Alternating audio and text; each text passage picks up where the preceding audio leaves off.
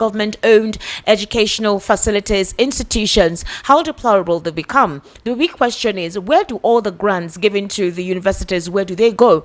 For example, I was reading over the weekend some federal structures where we are seeing dilapidated structures. There are no proper libraries. There are no proper equipped libraries in some of these government-owned institutions. For example, University of Nigeria, I saw some videos where we saw some structures in the school that have been left behind. Students are going to school, no proper accommodation. Security too is another thing of concern, and moral vices that are ongoing within these campuses. Our educational sector seems to be going through a brain drain. So the question is, what is the problem, and why is it that most states governors or most federal government administrations do not understand the importance of equipping and financing educational facilities, knowing full well that every examination period, that is JAM examination period, you see a lot of students thronging into these institutions. And when you're reading in an environment that is not conducive, how do you intend to have proper education? How do you intend to absorb whatever it is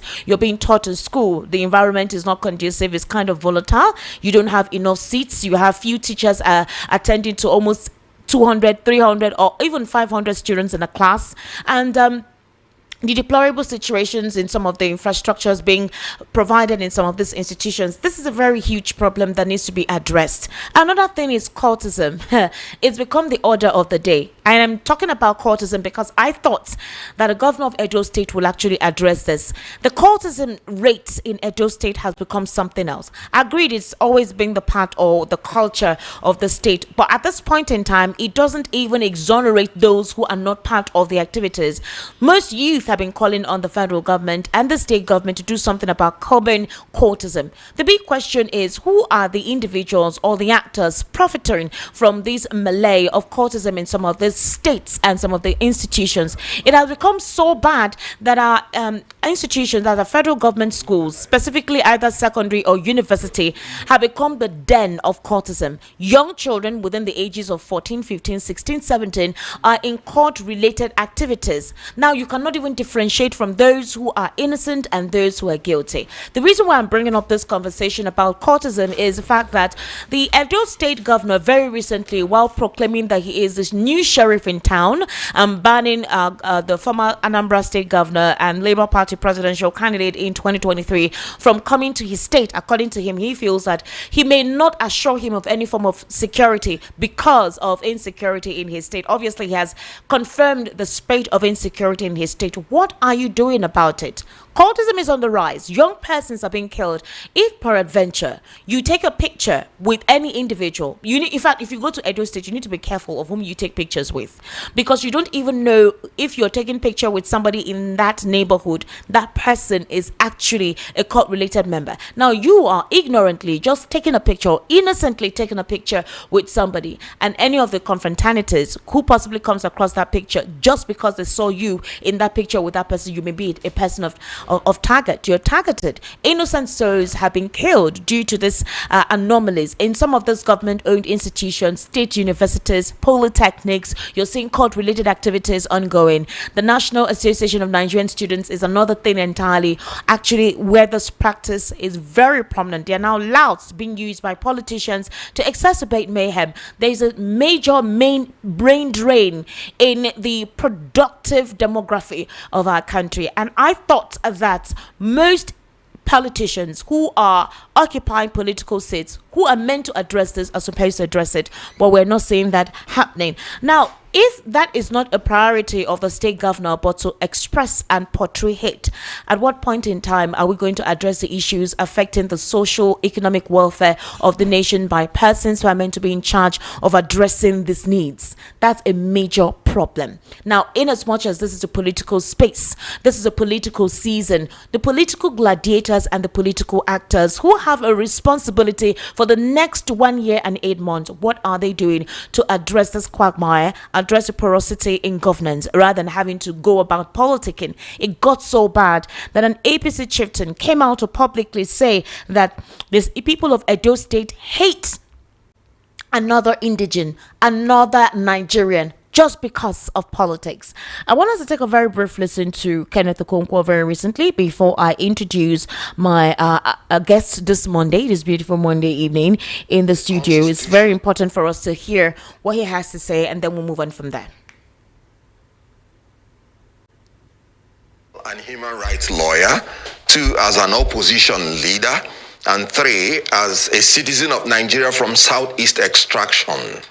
Now, as a lawyer, you have rightly pointed out that Section 41 is very clear. And let me state what Section 41 said clearly.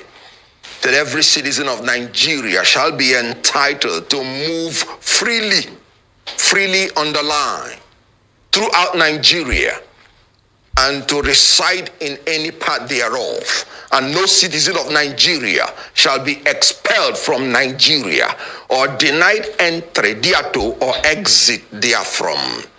If you put it into context with Edo State, it simply means no citizen of Nigeria can be expelled from Edo State or denied entry into Edo State or exit therefrom. And every citizen of Nigeria has the right to move freely in Edo State. So what the governor said is unconstitutional, it is illegal, it is irresponsible, and it's largely illiterate. Coupled with Section 39 that guarantees freedom of expression and Section 40 that guarantees freedom of association and assembly. Having said that, as a lawyer, let me talk as an opposition leader. This is a direct attack, threat, intimidation of opposition leaders. Recall that Adams Oshomole blocked airports. Even the Minister of Aviation noted that what he did was wrong. Yet nobody threatened him. Nobody locked him up. If it were an opposition leader, he would have been in jail cooling off before anything is said and done. But whenever you come to APC, your sins are forgiven. And look at an innocent citizen, just because he's an opposition leader. He's been threatened, his life being threatened, that he should not step into Edo State by a governor that is INEC produced, figure challenged, pinchomic and petite, and largely illiterate, like I said. Now, let me come in from the point of being a citizen from Igbo extraction. I sense tribalistic, cheap, ethnic bigotry in this governor. If P2B were to be a leader from Hausa land or from Yoruba land, this governor will not dare make such a statement. Recall when 16 persons were killed in Edo State, before even making any investigation, he ran to Kano State to prostrate. That was a good thing, because life is very, very essential. The same governor that did that is the same governor that is threatening the life of a human being for just coming into your state. This is very annoying. It's a direct threat to Igbo people. It's a direct threat and exhibition of being an Igbo hater. And that should stop. Let me tell you, from where I come from, when you kill even a madman, that's when you know that he has a brother. If a strand of hair falls from P2B, because this is a direct attack and threat to his life. Remember, the governor made it clear. He said his security can no longer be guaranteed. He used the word never, if he does not take permission from him. Let me ask Mondo Pobole, does it mean that when he finishes as a governor, before he travels to any state in Nigeria, he would have to seek the permission of all the governors? Okay. Does it mean that 200 million Nigerians, before they step into Edo State, they would have to seek permission from the governor? Okay. And in the case of AMPP versus the IGP, the law has even been made clear that you don't even need permission, even when you want to embark on a protest. And I'm talking about peaceful protest. Okay. If you don't need permission when you want to embark on a protest, how can a governor be talking about permission to visit a state? Okay. That is in bad taste. That is offensive. Men are dangerous. Okay, Mr. Kenneth Okonkwo, let me step in at this point. Let me step in on this point. Okay. We don't, Mr. Kenneth Okonkwo. Decorum has the governor maintained by threatening the life of a Nigerian citizen. I understand. What decorum? By saying that he said he doesn't give shishi. And that he's talking, giving 15 million. What decorum? I totally understand. I don't maintain decorum to people who do not deserve it. Which is fully understood. But did you... Now, that can tell you how malicious the whole intention is. When the governor that was talking, you heard him use such words. He said he doesn't give shish, but he's giving 15 million. He said this and that. I want to tell you that they have even added a lie to their misdeed.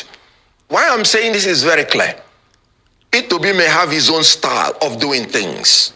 I have my own style. If you disagree with him, as I do at times, leave him to do his own thing, his own way. He is entitled to his freedoms. They are fundamental to him.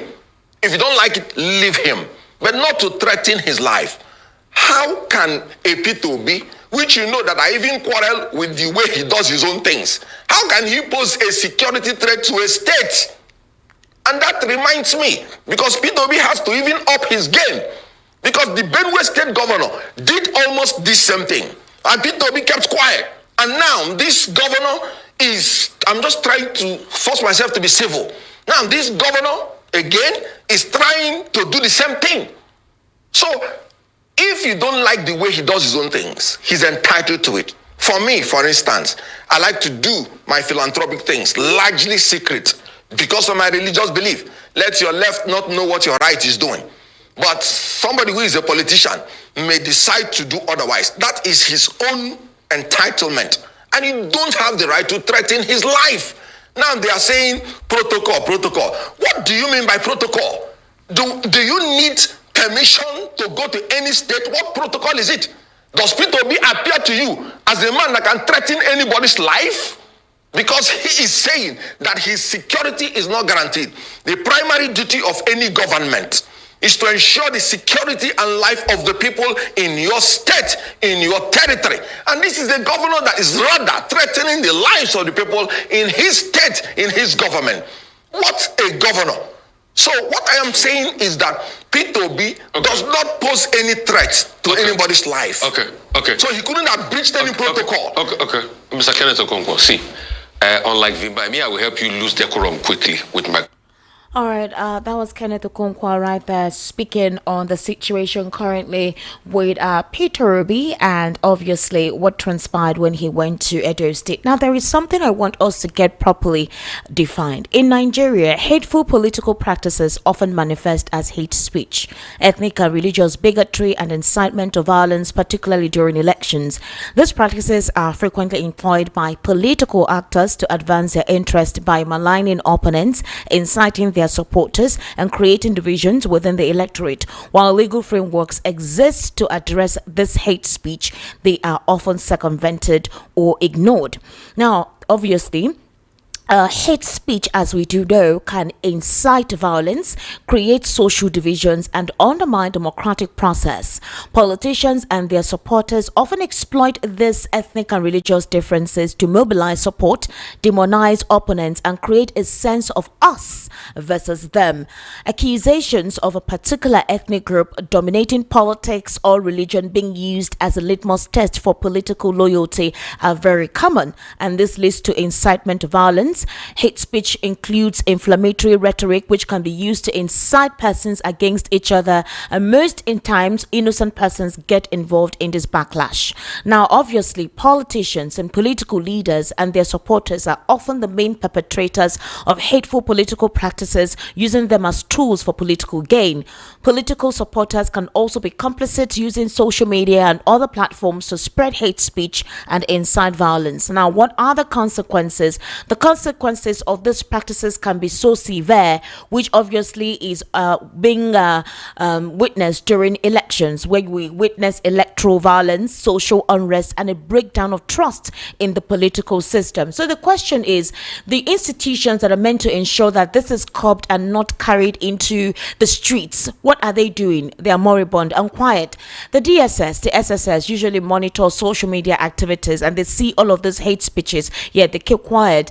And APC chieftain in Edo State literally came out to say he hates an individual because he contested for political office, an individual who has not in any time come out to display or say he hates you or call out your name. You come out, say you hate this individual and that the entire state hates this individual. Now, the party of the day, which is the APC, kept quiet, did not caution this, did not question this. The DSS and security operatives did not call anybody for investigation. The Edo State governor was not calling for any investigation. Everywhere is quiet. Now, let's say if the reverse was the case. For example, an extraction or a group of persons from another ethnic group, or the Peter Obi himself makes such an inciting statement, how would the polity have been by now? What would have been the response of the day? Is the government and the security agencies, are they also part of weaponizing political thuggery, inciting violence, demonizing political opponents, and inciting the polity, watching incitements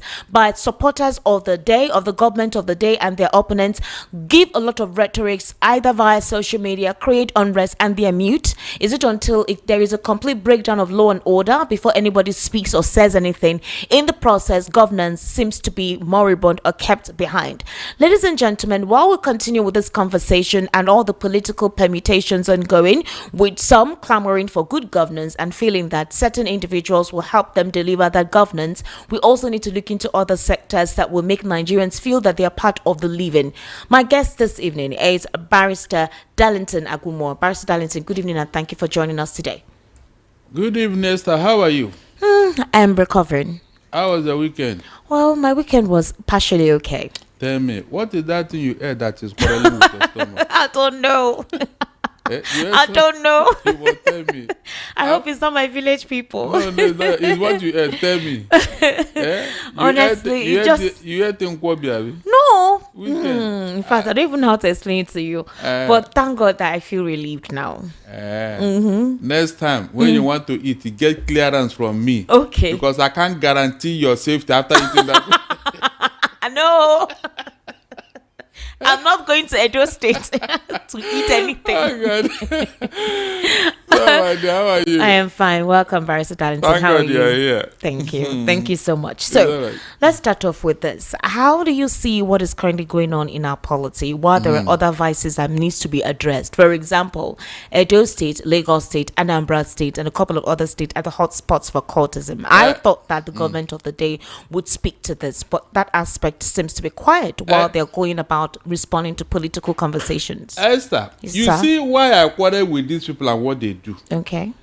Most times when I see this thing, and you remember, most times when I come here and I say this thing as it is, they will be you are biased, you are this, you are that, they will be talking. And I keep asking myself, what is that thing we have said that others have not done worse, yet nobody said anything? Do you know why this thing is going on, Esther? It didn't start today. Over the years, the Igbos have been so peaceful and so gentle. That is why every riffraff talk to them anyhow, especially Obi. No Igbo politician have been insulted the way Obi has been insulted, all because he doesn't even bother, he doesn't care. Esther, they just talk to this man, and by implication, talk to any Igbo person that is supporting Obi. What kind of life is that? Esther, please tell me. You can see how these people have been they have reduced politics to the lowest level. Because they did it in Benue, where the same man who claimed to be a reverend father told Obi not to come to Benue. Now somebody has copied it. What are they driving at? I have always told you here that the society prepares the crime, then the criminal commits it. Anytime the Igbos reply now and say nobody should cross River Niger down to the southeast, what do you think will happen, Esther? That's the one they will pick. I said that is the only thing they will remember. But this one now that they are doing all over the place, nobody will talk about it. I have always asked you this question. The Fulani people that have surrounded the whole Nigeria and killing people in their... Have anybody raised any finger against them? Has anybody raised any finger against them, Esther? You can see the problem with Nigeria. I don't know why they have hated the Igbo man so much. Look at ordinary Edo State threatening the Igbos, and by implication, Peter Obi. They didn't threaten. They didn't threaten the man. He called Peter Obi. He didn't say the entire Igbos. Said he hate them. He hate these people. He didn't say these people. Barrister, he said Peter Obi. He said Edo State Peter Obi. That man, go and listen to that speech very well. Go and listen to it very well. In fact, he combined all the Igbos. And by this is not the first time. Are you new to these things? Is it the first time? In the north, they are not safe there. In southwest here, they are not safe. Now it has entered the Midwest here. The thing so is, Barrister, are we saying that this thing there is an order from the federal level? Because I have never experienced such in our political dispensation. Even as bad as Muhammadu Buhari's administration was, we didn't see it like this. No. It feels like this whole thing is okay, let me ask you a big question. And again, I'm not into the whole tribalistic sentiment thingy. I'm not into it. But if you look at certain incidents and what is going on, it drives one to lean into that angle of reasoning. What if Peter Obi did not contest in 2023? Do you think this kind of incitement will be in the polity? It will not. They don't even want to do. Why should an Igbo man contest election? Esther, can't you see it? Why should an Igbo man contest election? Initially, they said we don't know politics. We don't know anything. It's only business we know. Now, just one outing. Look at the hatred it has generated. One outing.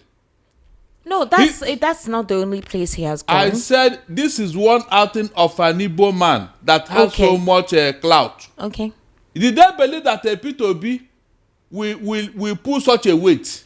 Well, Barrister Darlington, Monday Okpebolo said that he didn't threaten Peter Obi as widely speculated, but we heard him. I mean, I think I played that audio on Friday where Monday Okpebolo categorically made a statement that he made. And I wondered why he thought anybody would misinterpret what he said, because his spokesperson came to say that Nigerians misinterpreted what Monday Okpebolo said. And I'm wondering how, because it was something that we all clearly heard him say. So how was it misinterpreted? And in what context did it seem like anyone incited anything or infused anything other than what he said? But the issue here is this, Barrister Darlington. According to him, he said the last time Peter Obi came, that this visit, that there was a stampede, that three persons died as a result of the stampede. They asked him where, because he went to one of the orphanages, I think, and one of the nursing schools to donate the money that he donated. And he said anytime he comes around, people always come around him, and so that caused a stampede. But the commissioner, the spokesperson, couldn't tell us precisely which of the events in the state that Peter Obi attended where the stampede occurred and who these individuals are that were stampeded on that died. So according to him, it was a security reason, and for that the governor was right for making the statement he made. But there was something Kenneth Okonkwo said. So what if it was another opponent? Of course. Would they have reacted the way they did? He dare not. Esther, you saw how Emso Oluomo was welcomed in Edo State when Okpebolo won that election. Remember? And this is what's it called? A motor park manager. Okay. He was welcomed like a king in Edo State. Can you beat that? This Okpebolo. You see, Esther, you see, when I tell you that we are the one causing problem for ourselves by bringing bad leaders on board. That Okpebolo, in a normal setting, when the last of Ogbemudia were alive, will such a man become the governor of Edo State? Be sincere to yourself. Will Okpebolo, who couldn't even read the figures in his own budget? Let's hear him. I am sending a direct message to him. There is a new sheriff in town. He cannot come to Edo without telling me, because his security will never be guaranteed. Whatever happens to So I don't know if we could all hear him make that statement, because it was clear when he made the statement. My question is this, Barrister Darlington, can the principal of the Labour Party in 2023 sue because he has been quiet? For Omoyele Sowore, he said that kind of situation can never ever happen to him. That's Peter Obi's problem with the state governor. They are all the same. But it affects you as an opposition? It doesn't affect me because if I want to go anywhere, let them come and stand on my way.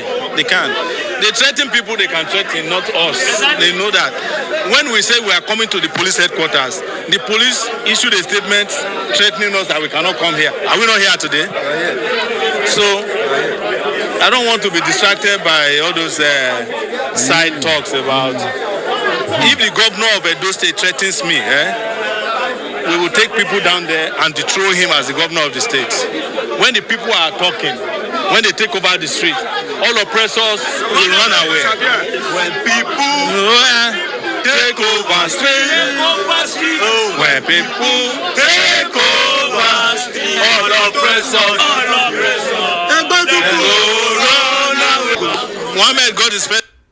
So, yes, sir. So, again, the reason why this is coming up, a couple of people would think that this issue is being overflogged. This is the third time this kind of situation is occurring. I don't know if you can recall the first time it happened. The second one was the one of Benway with Hyacinth Leah, and then this is the third one. And there are talks that this may continue possibly ahead of the 2027 elections. Now, let me take you in the situation with Kano.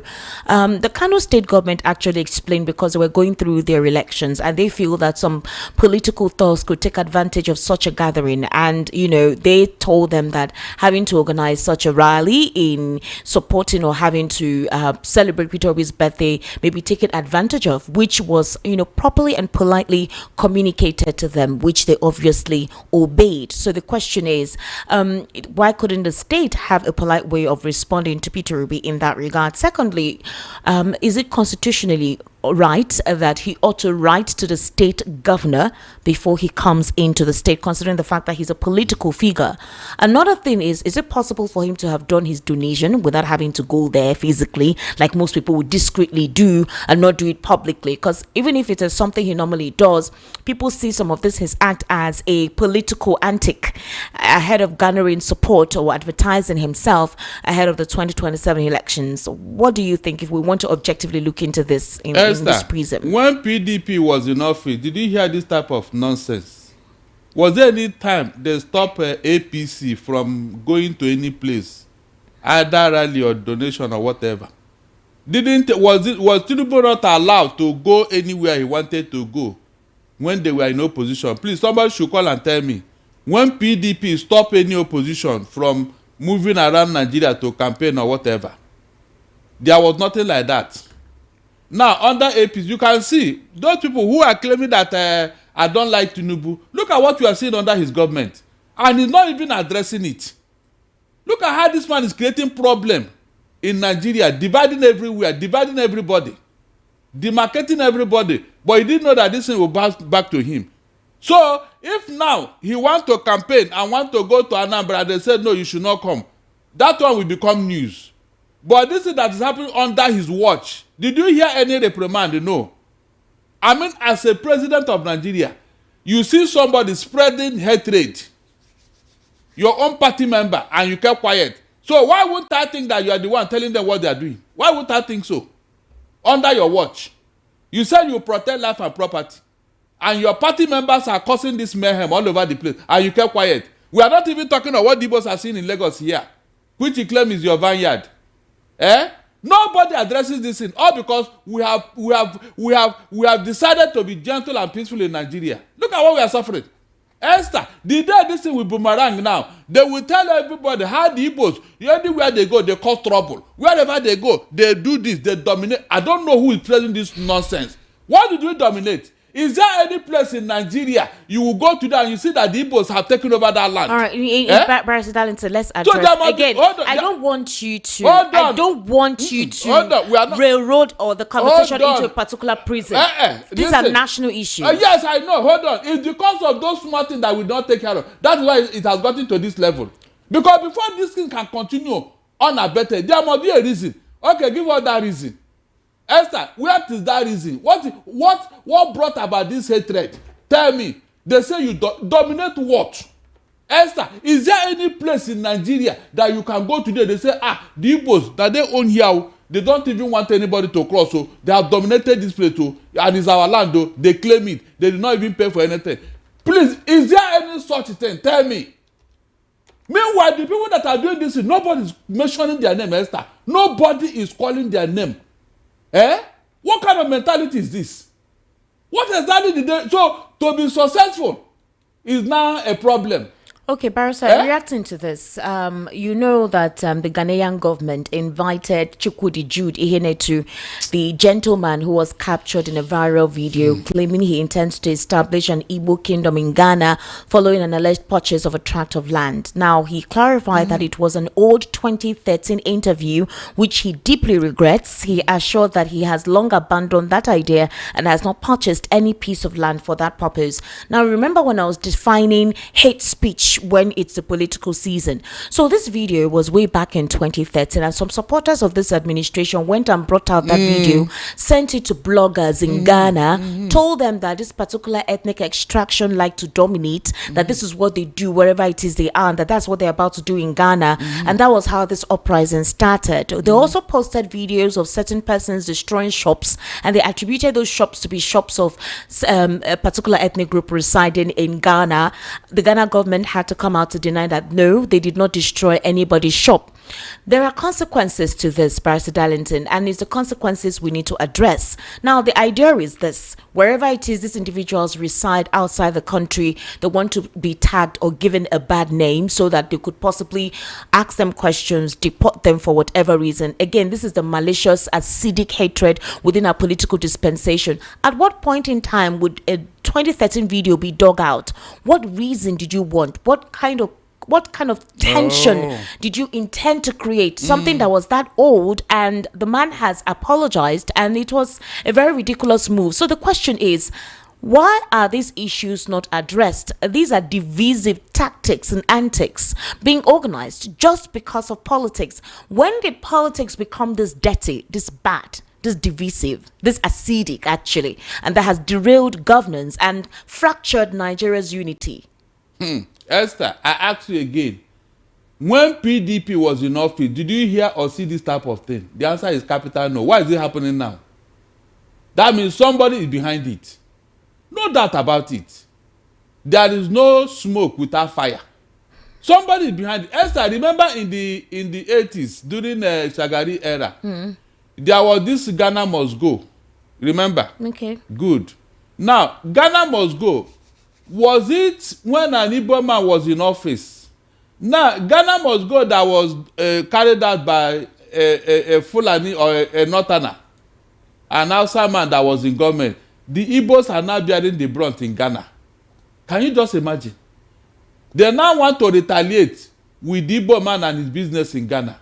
The question is this, Esther, I've asked you this question. Is there any place the Igbo man dominated without paying for it? Is there any land anywhere that you can say this place? So yeah, they're complaining that you don't go to another person's place to say it's your kingdom and act like you're a king or whatever. Sometimes back home they are not recognized as kings or anything. They apply this chieftaincy titles to themselves, and they feel that in the host country where they belong, you don't come there and call yourself something that you're not. Esther, please go and check. There is no place you see any Nigerian community, either Igbo, Yoruba or Hausa, outside Nigeria, that they don't even organize a group. They have meetings. They have their representatives. Good. Please, how can such a thing become a kingdom? They say others don't talk about it. Others are not loud about it. But the Igbos are always loud. Okay, hold on. In Lagos here, an Oba said if we don't vote according to his will, all of them will jump inside the lagoon. When he made that statement, listen very well. All the Igbo leaders in Lagos here, all their, small chiefs that organizes them in different locations in Lagos, they came together and went to go and beg that Oba, Esther. If they are kings in their own kingdom, will they do that? Look, I have ordered to don't listen to what is being said. Look at what is happening practically. That is what I've been telling you. Don't look at what the people are saying. This thing you are accusing the Igbos of, is that what they are?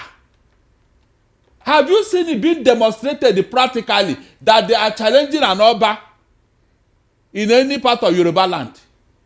Have you seen it practically? I just gave you a very good example. That statement by the Oba is enough to galvanize this other Igbo chiefs in Lagos and say, okay, so we are going home to go and tell your people there now. But they want to beg him. Even with that provocative statement, nobody said it. Nobody even have anybody replied them in the Southeast, Esther? Or we don't have kings in the Southeast, Abi? Obionicha is not there. Ilo Mwanya is not there. You mean they cannot issue a statement telling the Igbos all over to do this or that? I have told you here, we are the white men of Africa, not even Nigeria. We don't have time in all these shenanigans. It is people of low grade that are into this type of nonsense. I have said this severally. Practically, we are demonstrating it. Look at all the provocations we have suffered here. Yet nobody replied. So where is the domination? Esther, where is the domination here? Tell me. All right, Barrister, again. Please, when they say this, don't even entertain this type of talk. No, there is nothing about entertaining. These are topical issues that have come up since the political space of 2023, since the political terrain in 2023. And these are topical issues that we need to clarify and educate ourselves about. Look at what they did during the election. Everywhere they know that again. What happened to the National Orientation Agency? This is the agency that is meant to make sure that comments like this do not fly, call for unity and harmony, correct some of these anomalies, and let us have a smooth transition. That is a smooth process of administration in governance. Nigerians, we are about more than 700 ethnic groups in this part of the world, and it just feels like basically politics is one thing that has fractured that beautiful harmony that we enjoy. So why is the National Orientation Agency not sending memos to the political gladiators who create environments for this and also want the citizens not to be pawns in carrying out these activities? Marisa, when you see the political elites sit down and have conversations, they drink the merry. In fact, lately I saw a video with Ojos Okalu and Akpabio, the Senate president. They were coming out from a meeting. They were marrying, they were talking, they were happy. Meanwhile, some other political persons at the bottom barrel of the echelon are busy fighting themselves for these individuals. Isn't that a clarion call for clarity as to how persons have become pawns in the chessboard of these politicians for them to get their own agenda? Now, if you are discussing with an APC member who happen to be your member, whatever, I don't have any issue with that. Ojikalo and Akpabio may be talking and all that. We know who he is in the Southeast, and he knows himself. But what we are saying is, Esther, you were here because we mentioned national orientation, whatever. Yes, agency. They will not talk, Esther. As long as these things are against the Igbos, they will not talk. Quote me. You were here when Fulani terrorists told the people in Jos, nobody can push us out of this place. Nobody can send us out of Plateau State. Did you not hear it? And immediately the following day they started killing them in that same place. These are heinous crime by a certain ethnic group. Nobody talks about it. Nobody discusses it. And I ask myself, why? Is that how we are going to be united? Elsa, when you hear Igbo agitating on the color that they want, these are the reasons. Barrister Darlington, these are the reasons. I don't want us to just focus on serious? just the Igbos. Hold on. Who else? Because there are also fragmentations in other ethnic groups as well. Other groups that are not properly represented. They may not just talk, but it doesn't mean that this doesn't cut across. No. If this doesn't happen to any other ethnic group, will you hear it? I will hear it. But they can't even try it. In Lagos here, just let us, they say charity begins at home. In Lagos here, who has suffered more? Whenever there's any political events or election, who has suffered most? Don't we have Benin people here? Don't we have Hausa people here? Even Rivers people? Are they not in this Lagos? But during the election, who suffers more? Is it not the same Igbo? What did they do wrong that they want to vote? Tomorrow they will say, the Igbos are here, they don't contribute to anything. During the election, they don't participate. But you not ask yourself, who made them not to? You can see what I'm telling you. They will accuse you of what they are very guilty of. The thing they are guilty of, they will accuse you. Esther, this thing must stop. Remember. In the Babangida book, he said the main reason for the war, civil war, was because Gowon could not stop the killing of the Igbos in the north. Is that not what he said? Yeah. And you can see it coming now, coming gradually. Until this thing will ignite. That's when they will now remember that the Igbos are troublesome. Now that the Igbos are begging, leave us alone, they will not hear. Leave us alone, they will not hear. Anybody who did not know what happened in 1967, look at it happening. No, we cannot allow. We cannot. Eh? I remember the late Ojukwu himself said that war is not something that any nation wants to get into. No, they didn't witness it. And he also said that he expects that Nigeria should not get into this kind of situation. It takes the country backwards. That incident actually took Nigeria backwards. A lot. Not just for the Igbo ethnic extraction, but even for the entire Nigeria as a whole. Barrister, so again, I feel we all know, as based on the Constitution, every individual has a right to aspire.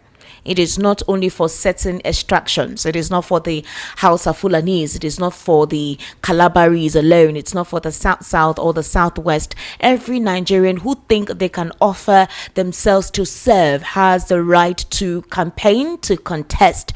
They shouldn't be mutilated, demonized for wanting to express their ambition. Which brings us to another angle of the conversation.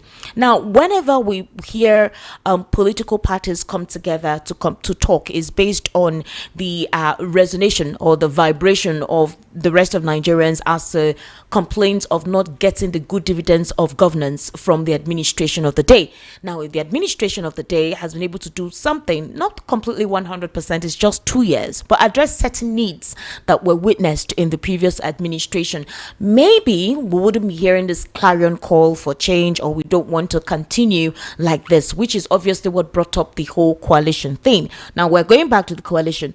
For the coalition, they had spoken recently that they think Peter Obi is not 100% with them. They're also saying that he has not shown any form of wanting to fully be in it. Dati Baba Ahmed, we saw a video of him trying to speak with some factions of the Labour Party, whom obviously there have been issues with, and that is the Julius Abure faction. He organized a press conference and he said something, that the Labour Party is a party that actually brought about 10 million votes. He didn't even say 6 million votes. He believed that the Labour Party won the 2023 general elections. Why would he walk out of it? He tried to broker peace and say he is 100% still part of the Labour Party, and he had actually criticized the interest of the politicians in the ADC. He had questioned their interest in wanting to run. According to him, he says he sees the party more about themselves, not about the interests of Nigerians, and anything that has to do with just wanting to unseat Tinubu shouldn't be the basic of the order of the day. It should be about delivering good governance to the people and not just wanting to remove an individual. There needs to be an ideology. Do you think this is part of a move with he and Peter Obi to resolve the imbroglio in the Labour Party, and possibly Peter Obi having to adopt the option of running with the Labour Party? Esther, listen very well. As long as Wike has been talking with Abure, Obi should not go there. Obi should leave that Labour Party. Let me see how far they will go in the next election. Let me see how far they will go in the next election. Because the insult and embarrassment is too much. This is the party this is the man that made your party to be recognized. You did not appreciate it. You did not appreciate it. All of a sudden, Abure has become a seat-tight chairman of a party. Even when the tenure has expired, even when the Supreme Court has spoken, some people are now backing him to remain there. Is that where you want Obi to go to? And they will be fighting every day. Do you think Abure want to leave that seat for now? He will not go anywhere. And he will not work with Obi. Because Wike has been talking to him. That's the truth. So whatever Dati Ahmed is saying, he's talking to himself. That party is not the only party. So anybody telling Obi to you say he's talking to himself? Yes, now. He's talking to himself? Yes, he's talking to himself. Because, how? Hold on. The thing that happened in Labour Party, before it got to this level, where were all of them? Dati had not spoken. He just came out now to make peace. Where was he? When they were dragging Peter Obi up and down, was he with Peter Obi? I don't understand what you mean by that. He was part of them when they unveiled. He was there. But he had always when they unveiled their coalition together, he was part of them. But after that, was invited to a television station, and he was categorical. He said his mind. He said the coalition should be about the interests of Nigerians and not about certain individuals who want to have an opportunity to grab of power. He says if the coalition is all about making sure that Tinubu is not there without them having an ideology to, resuscitate the economy and give Nigerians what they need, he will not be part of such a coalition. And he also said it again that he will always be with Peter Obi. Now there have been talks about the fact that Peter Obi may have adopted another political party. A lot of advice have been coming. You have been insisting, and Kenneth Okonkwo have been insisting, that Peter Obi should be a vice to Atiku Abubakar. Others say no. Why would that be so? How do we know that an agreement will be lived up to? And they're advising that he resolves the issue in the Labour Party. That was a party that gave him the prominence, or at least that was a party he rode on with the prominence in 2023. Barrister Darlington, let's just hold on. And it will not make sense to walk out of that party like that, join a coalition, become a vice. Others believe that it's either he leaves the Labour Party, goes full on to the ADC, become a VP as it's been speculated, or adopts another political party and work with them. But they feel that to unseat an incumbent as a person, as Bola Ahmed Tinubu, is not something he can literally do alone. So Dati Ahmed is actually there to broker peace, and a lot of people feel that it's between who and who? To broker peace in the Labour Party, to make sure that the party becomes formidable as it was. But we saw pictures of Abure with Nyesom Wike. We've also heard that Wike, along with some other PDP stalwarts, feel that Peter Obi is their product and that he should come back to the PDP. You can see, Esther, have you seen what I've been talking from the beginning? You can see how they want to confuse Peter Obi now. You can see all of a sudden PDP want Peter Obi, Labour Party want Peter Obi back.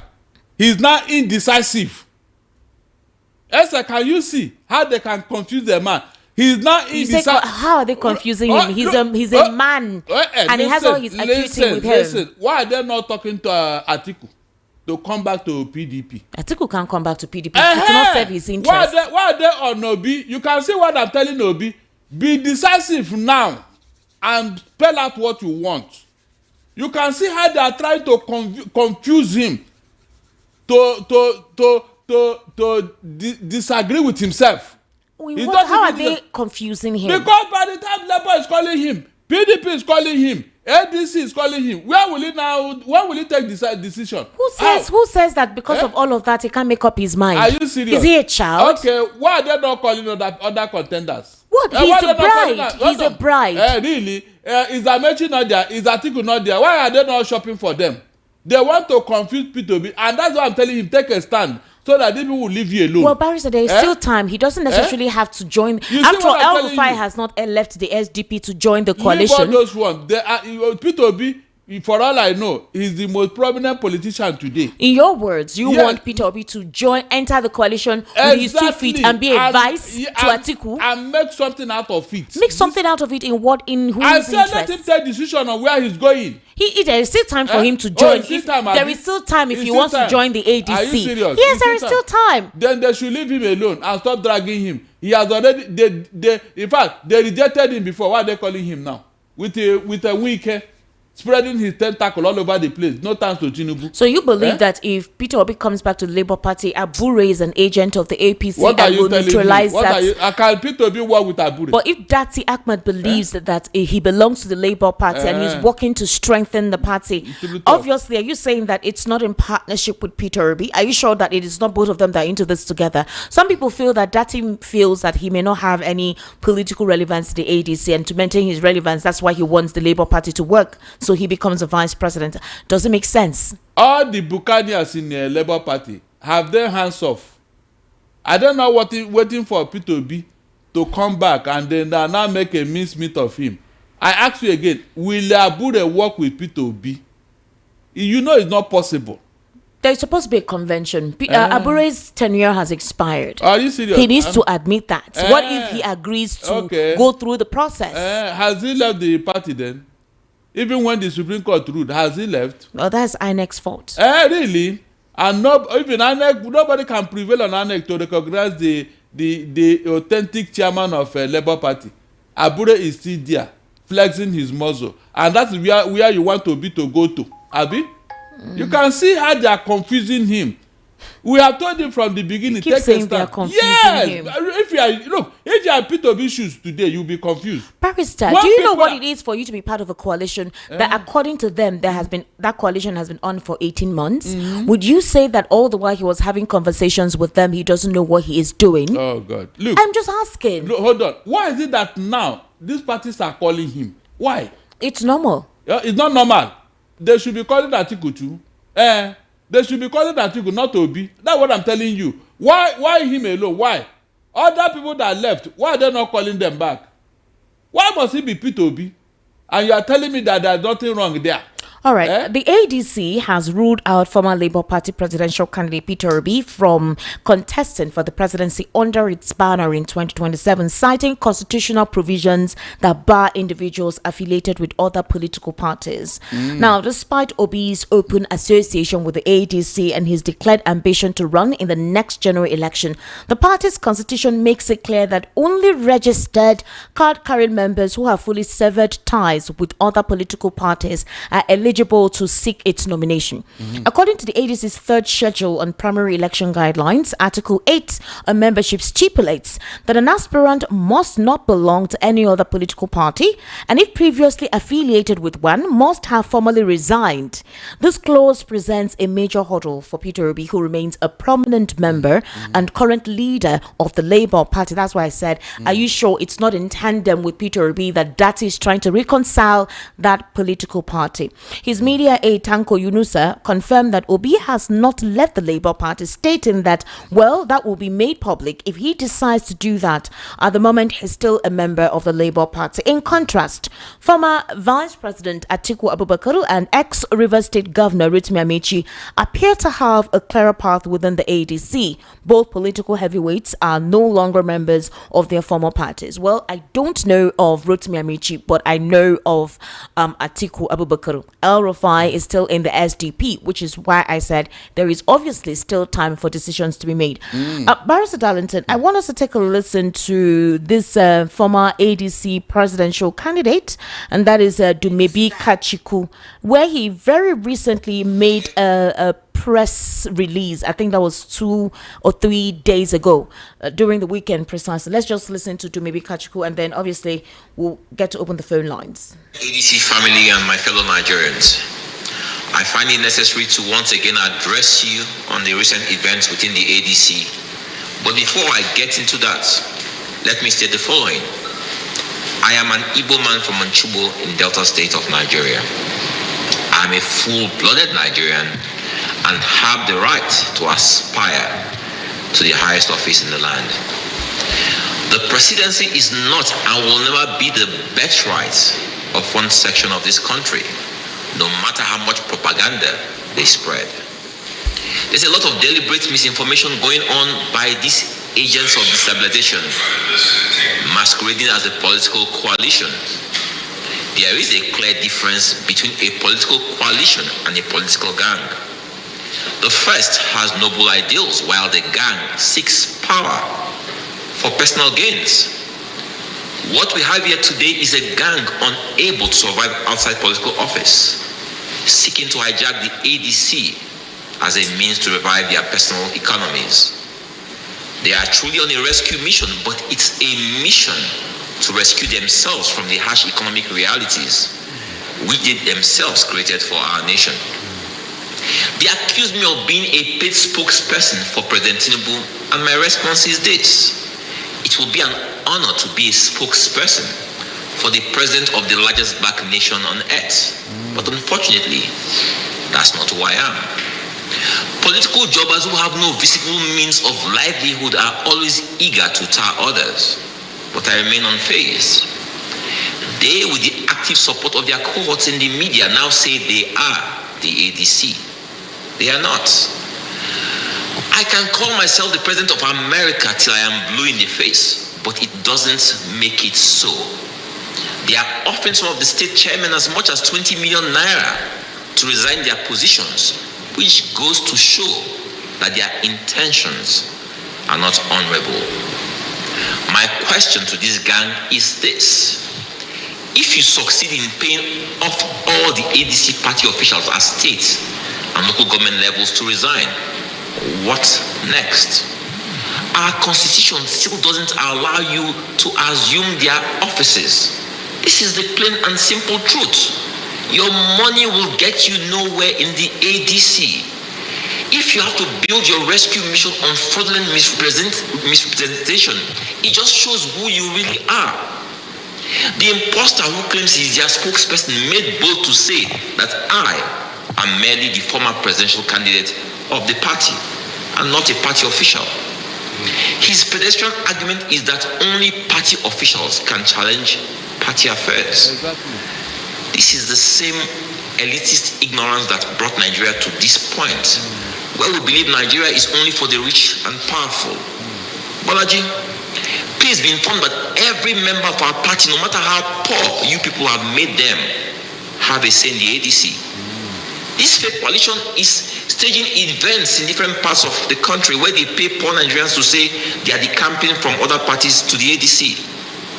This is the typical strategy of these old politicians, and we have had enough of it. They need to sing a new song. Former Vice President Atiku Abubakar, a man whose antecedents clearly shows he doesn't believe anyone from the southern part of Nigeria is deserving of being president of Nigeria, orchestrated this charade for his personal benefit. He almost truncated President Obasanjo's return for a second term because he believed the seat was his.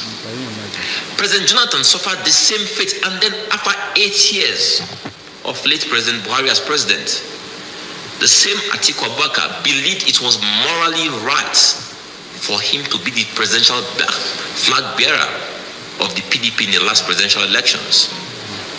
This was most unjust and unfair, and led to the current disintegration of that party.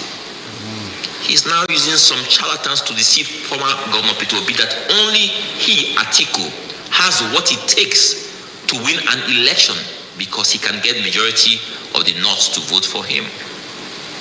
This is really uncharitable of him. If the former vice president says my assertions are not true and that all he wants is a better Nigeria, I then challenge him today to publicly declare that equity demands that the presidency should stay in the South for another 6 years.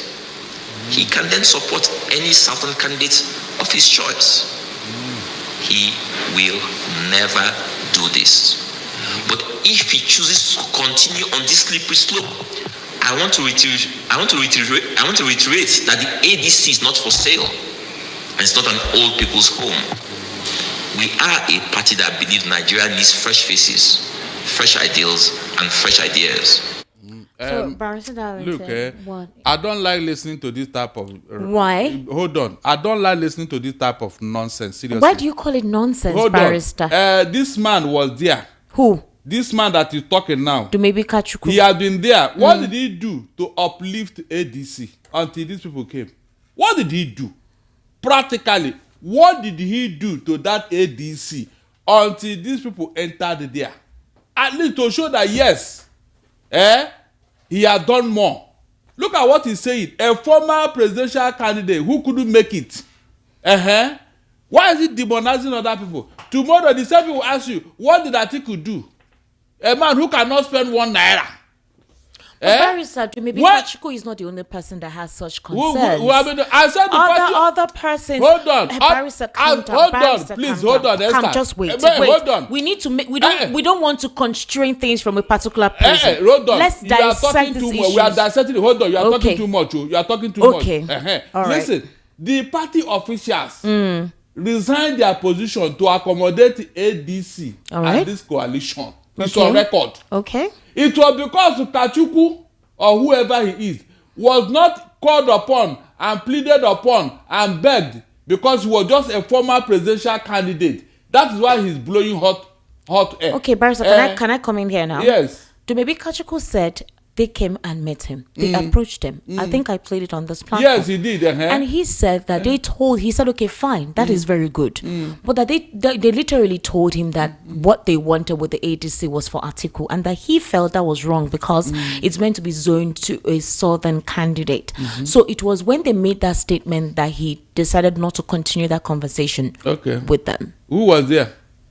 What do you mean, who was that? He's telling you, were you present when this thing was discussed? So that was because I'm not present, we shouldn't take it to I said this discussion, there should have been somebody to confirm what he's saying. Have you have any other confirmation from somebody else? He's the only one saying it. Look, Esther, I told you, stop listening to what you hear on air. It may not be true. I am telling you. So your own now is the truth. Hold on. What I'm asking you now, from what is going on today in Nigeria, do you want Tinubu to continue in office? Answer me. Barrister. Do you want this North and South something? Is it written anywhere? We are talking about rescue Nigeria from Tinubu's hand because he doesn't know what to do. Look at where he has put us. No, tell me. All the people are saying is about this and that. The person in office today, is he better than the people you are criticizing? Answer me. If Tinubu were in opposition, will he tolerate this type of government? Will he? I don't know how you people talk about this as if you are talking to children. Are you happy with where Tinubu has put us today? Are you happy? Even the APC know that they have failed. Why are APC people from CPC? Why are they leaving APC today? Why? Why have they not said that they don't want Tinubu? They have distanced themselves from him. We are talking of somebody who will help to rescue Nigeria, and you are talking about Are you sure you're not the one that is confusing Mr. Peter Obi like this? No, you are the one. No, you are the one. I have told him. I've given him my advice. He himself. Your advice is that he should run as vice. Why not? If not, as long as it will produce result, because he himself cannot do it alone. That one is certain. Even Peter Obi knows that. Peter Obi knows that he cannot handle this alone. So anybody telling him to go and run alone, that person is deceiving him. Yes. What if the ADC decides, maybe right now, they haven't said anything yet, they will conduct their primaries, but what if? Let it happen first. I've said it here. If they do primary and Atiku wins the primary, then he must run with a deputy now. What if Atiku decides to support Peter Obi eventually, but then Peter Obi has not become a card-carrying member of the ADC? He's going to do that now. There's still time. If he's going to do that, why is Date Ahmed trying to restore peace in the Labour Party? No, the election is in 2027. Is that not true? Yes. There's still time. Let it happen first. Let it happen first. Then everything will fall in place. Okay. That's what I'm saying. All because right. we are looking at northern vote. Peter Obi cannot get it without a northerner. He can't get it. Quote me, he can't get it. Are you speaking from a prism of Peter Obi being a nationalistic leader, or you're looking at it from a prism of it's the time of the Southeast? Listen very well. Okay. We have suffered enough with this your nationalistic bent.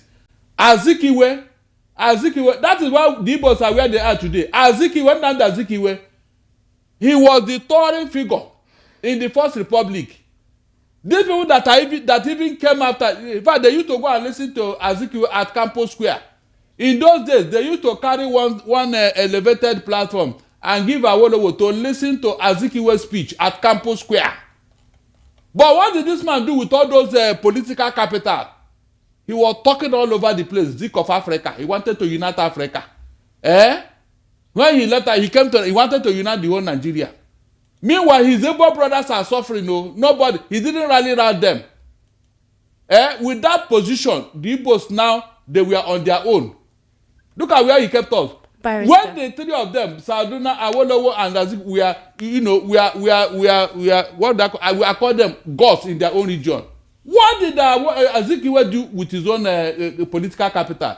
Instead of him to use it to rally around the Igbos, he left it thinking he can unite Nigeria. Awolowo was telling him that Nigeria is a geographical expression. He didn't listen. All right, Barrister. Now look at where we are. So those things you are saying is in the past. It's in the past. It's in the past. Seriously, it's in the past. The Igbos are saying that they must get into the system. Barrister, any leader that emerges needs to emerge as someone who represents every facet and interest of Nigeria. Go and tell that to Tinubu. Tell Tinubu that's what you are saying now. Very recently, Ali Ndume spoke to President Tinubu and told him that it was important for more representation and federal character for the Southeast. Really? Yes, he said so. But other people feel that for a region that did not really vote for you, why would you want to consider them? I'm just saying, for a region that did not really vote for you per se, why would you think of them first? Ali Ndume says, now that you are representing the North, represent the Southeast too.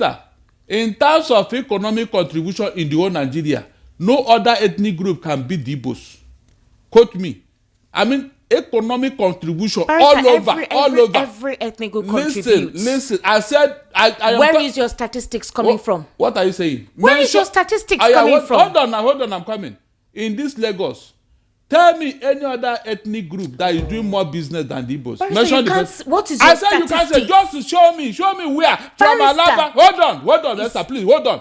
From Alaba to Ladibos Paper Market, to Aspanda, to what is it called, Ikeja Computer Village. Mention any other place that is majority there. You can no longer talk. Barrister, there are other sectors. I said the majority that contributes to the economy of Lagos and other states. Majority. Tell me. Barrister, you cannot give you cannot give that generalistic reason without accurate statistics. So, what are you saying? I'm just saying. I just asked you here, which other statistics are you looking at? I don't mention places where you. Do you know how much they contribute to Lagos State in tax every day? Barrister, every week, this thing you are saying now is why they are targeting your people. Because you keep saying that it is you that is doing everything. Yes, because hold on. I said in economic contribution of measure. Look, I was specific. I said in economic contribution, measure any other person in the whole of Nigeria. Wherever they go, they say yes, they are very enterprising. They go, even in Ghana, they say they are very enterprising. Is that not something that you should compliment them for? Hold on. Is that not something that helps the economy to grow, to help the Nigerian to develop? Why are you neglecting that? And calling that they dominate. Is it not because of this thing they are doing that people say they are dominating? Are they doing it for free? Are they doing it for free? Barrister, when you're talking of leadership that represents, do you know that there is a situation, there is an educational crisis? Where? Educational institutions have gone moribund. There are no proper infrastructures for good learning environments. Most of the structures in our educational institutions are very old, very, very old, way back during the First or Second Republic. Who told you that your leaders Barrister, I am saying that especially for federal educational institutions, the laboratories are ill-equipped. They don't have proper learning environments, no proper accommodation. Students are thronging into these institutions. No proper number of teachers to represent the number of students that attend these institutions. There is a serious decay in educational infrastructure. And when you look at things from this prism and you want a leader just because of where he's coming from, a leader is meant to be someone that will represent every group and tackle these issues. Which brings me back to the conversation. Why do you think that Atiku represents that and not a Tinubu if you want something different in the scope of things? Good. From all indication, Atiku has been tried and tested. He's not an extremist. Okay. This insecurity that's going on is coming largely from his ethnic stock. It's only the owner of a mad dog that will call the mad dog to order. Are you getting what I'm saying? Let us try Atiku and see whether he will curb this insecurity. That's the truth. They are just his brother. Insecurity. I said, of course, when there is no insecurity, you can be free to go and act for a living. Okay. Yes, you can go to your farm. Make sure that when you go there, you come back. You're coming from a strategic lens. Of course, if not, how else? Esther, how else? Can the Peter Obi go and confront the Fulanis? Ordinary Jonathan, when he confronted them, they say he was doing ethnic cleansing. He was killing their brothers. Is that not what happened? Let us allow the North to clear the mess they brought us into. They are the one who will clear this mess. Yeah, they are the one, no other person. It didn't happen during the time of Buhari, who is their person, and you think that it will happen during the time of Atiku. We know what Buhari represents. We know what he was part of the problem. I told you how elder statesmen sued him to court for causing insecurity in Nigeria. They sued him. Is that not on record? But an Atiku is a moderate. He's not an extremist. Let me ask you a question, Barrister Darlington. At what point in time have we seen Atiku or any of the northern leaders come out to publicly chastise these Fulani extremists who have been killing people? Good, at least. The last time he tweeted concerning the barbaric act on Deborah, he deleted it because his people said he had no right to do that. So I'm asking you, Barrister Darlington, at what point in time has he questioned many of these vices? He is not in power. Listen, when this thing started, remember what he said, that Obasanjo called him as a vice and said, what do we do? He now told Obasanjo they should call the service chief and give them a marching order. You heard when he said it. Is that not something? Because he was in power. You can't confront these people without being in power. They will eliminate you. That's the truth. I know northern leaders who spoke and today they are no longer here. So they are living in fears. But not now with that political power. He has all the powers of coercion with him. He can do this job. He cannot continue forever. That's what I'm telling you here. By the way, if Atiku finish, who else in the south here? The baton will be taken down south here, Abi? Who will take it? Will any Southwest now come and say, look, we are going to contest? Are you sure you're not underestimating the possibility of a new Nigeria? Oh, really? With something different done than the usual way it's being listen, done. New Nigeria, we have been hearing it since 1960. New Nigeria can come when it is God's time. Don't force it. Don't force it. At least we have tried the Buhari now. Because remember what they were telling us that Buhari is a no-nonsense man. This and that. With him now, in fact, Nigeria will become paradise. We have tested Buhari for 8 years. What came out of it? I'm even ashamed that these people that praise him to high heaven, they are not talking now. I'm even ashamed of them. The same thing with Tinubu. He's a master strategist. He knows, in fact, in 1 year, Nigeria will change. This and that. As a Southerner, he will fight this insecurity. Are you serious?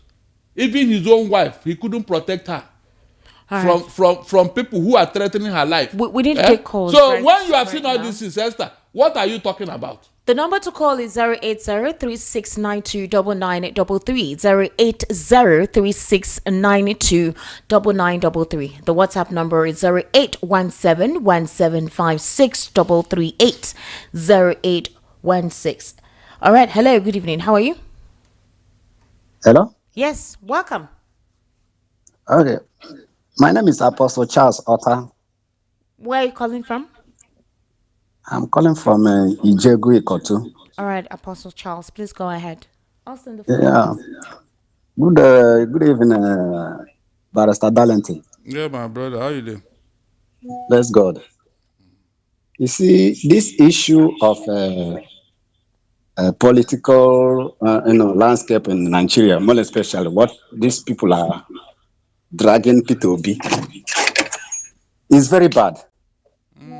Now, I have seen it that Igbo man has become a caricature whereby anybody can come and molest and talk anyhow. Wow. And I want to talk to or tell or advise P2B, he is too quiet. He is too lenient to even ignoring all these things. That is why other people are saying they cannot try it for Yoruba man, they cannot try it for Hausa man. It's an Igbo. And everything, every decree, every plan that they are doing, all they are targeting Igbos. It's very, very bad. Now look at how they are about to frustrate him in this ADC coalition, and also in a Labour Party. I'm even surprised that the dirty himself is even, vying for presidential ticket in that LB, and thereby floating to be not to know where he belongs. I'm telling them, it's very bad. And again, Barrister Darlington, you almost, when I say you are marketing this guy, Abubakar. Abubakar cannot do anything. Even if he's coming to that place now to come and fight the insecurity in the north. When Buhari was there, what did he do? He's from north, and he's part of the people that create that insecurity in the north. He did not do anything as a northerner. Is it a time that this guy will come there, will do something? Okay. If P2B happens to be elected as a chief and commander of the armed forces as a president, he has the power and authority to, issue a command.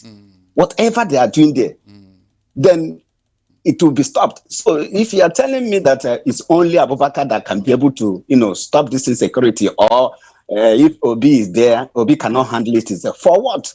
Okay. All right, thank you for calling. 080-3692-9933, and the WhatsApp number is 0817-1756-338. 0817-1756-338. Austin, can I have the phone, please? All right, that is the WhatsApp number. And the number to call is 080-3692-9933. Hello, good evening. How are you? I'm fine, Esther. Well done. Go ahead. Good evening. Well done, my brother. Yeah, this is Remy. Remy, welcome. Yeah, like I once said, if I were to be OB, I'll pull out. Nigerians should deal with their problems themselves. Atiku that became this bride all of a sudden, this same Atiku left Jonathan. No, this same Atiku that seemed to be the president that will fix Nigeria now. He was one of those who brought in Buhari. Probably maybe it was promised maybe after Buhari's maybe one first tenure he'll be given the power. Maybe that was the agreement they had. So someone like him doesn't have the moral right to even look at Wike. A Wike who stood by who was still in PDP as at when Jonathan was still there. Same as Obi. All of a sudden, Atiku is now the solution solver of this country. Atiku can be trusted. The same Atiku who left. Okay, Nigeria was going by the statistics. The economy was the fastest growing economy. But he felt Jonathan wasn't doing well. So he left Jonathan. Someone who could do that is now the person that you think can fix this country. Is terrorism the only thing we are facing in this country? You can look, you should fix Fulani years. How about other issues you are facing? Atiku can't be trusted. If I were to be Obi should pull out. He should go and enjoy his money. Nigerians should deal with their problem themselves. Good evening. Thank you. All right, thank you, Remy, for calling. I appreciate it. 08036929933. Hello, good evening. Please, when you call, I always tell you turn down the volume, turn off your audio completely, turn it off. Okay. Hello, good evening. How are you? Hello. Hello. Good evening. Welcome. Good evening. What's your name, sir? Yeah, good evening, sir. Good evening. Hello. Yeah, this is Mazakaya from Okota. Okay. All right, go ahead, Hello? sir. Yeah, go ahead. Hello? Go ahead. Go ahead. We can hear you. 08036929933. That's the number to call. 08036929933. Hello, good evening. Welcome. Hello. Hello, good evening. Yes, good evening. Welcome. What's your name? Yeah, my name is Samuel. I'm calling from Shasha. All right, Samuel. Welcome, sir. Go ahead, please. Yeah, so I just want to contribute about this P2B, the way they are dragging him. Now, first and foremost, I believe Atiku himself, just like the way Remy just spoke, cannot be trusted, number one, because we know his antecedent is if he can, betray the past Jonathan, then there's a great tendency that he will not keep to that just one term. He will want to stay for 2 terms, So, and then Peter Obi on his own aspect, my only problem I have with him is that he's too cold. He's too soft for Nigerian politics. I think it's high time he starts, speaking out so that they don't keep trampling upon him.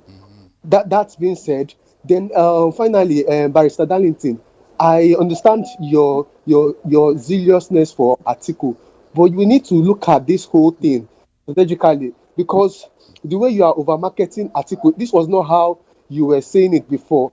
But my own concern is that, please, if you are saying this thing on national air, try to, especially in the issue of the Igbo people and from Abia State, Isialangwa South, just try to take it easy so that the whole community will not see us as, I don't know how to put it now, as bad people. You understand my point now? Right. Because the way you keep emphasizing on, Esther was trying to, moderate you, but you keep on emphasizing about, we are in a circular state. Let's just take it easy and call for peace. That's all I can say. Thank you very much. God bless you. Hello, good evening. How are you?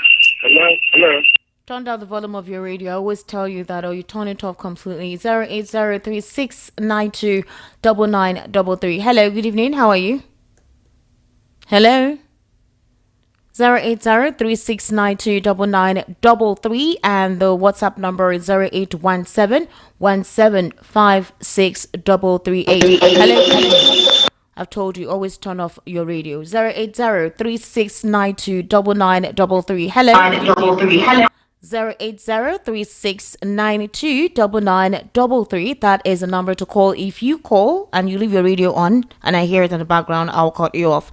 Hello, good evening. How are you? Hello. Hello. Good evening. Welcome. What's your name? My name is Remo Peter. Calling from where, sir? I'm calling from Papa. All right, sir. Please go ahead. You see this Peter Obi matter. You know, say Peter Obi is a very gentleman. He can't able to talk anyhow. But I want to suggest him. You know, say Igbo, Yoruba, Hausa.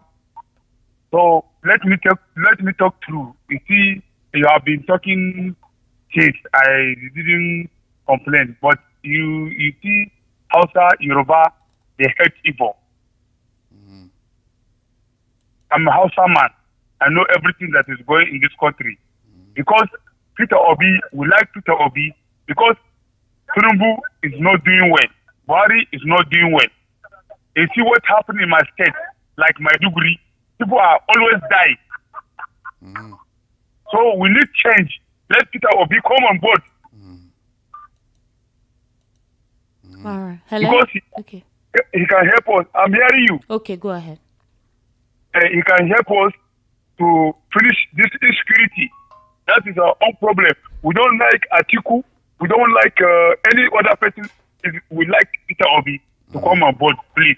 How many of you? Thank you very much. Thank you for calling, all right? Thank you. Thank you. Hello, good evening. How are you, Ugo? Welcome. Good evening. Good evening. Welcome. Yeah, the name is Ugo from Ajigula. All right, Ugo, please go ahead. Yeah, can you hear me? Yes, we are hearing loud you. and clear. Okay, good. There's something Barrister Darrington always talk about Atiku. You understand? Atiku being the better candidate. First of all, what I would take concerning that matter is it hurts my feelings so much because I wish Barrister Darrington was very wrong about it, but it's just the sad reality. You understand? I really wish that Barrister Darrington was very wrong about it, because I just wish what he was saying was not true. But if you look at it, it's really truth. First of all, people that are saying that people calling that say that Peter Obi is the best man, blah blah blah.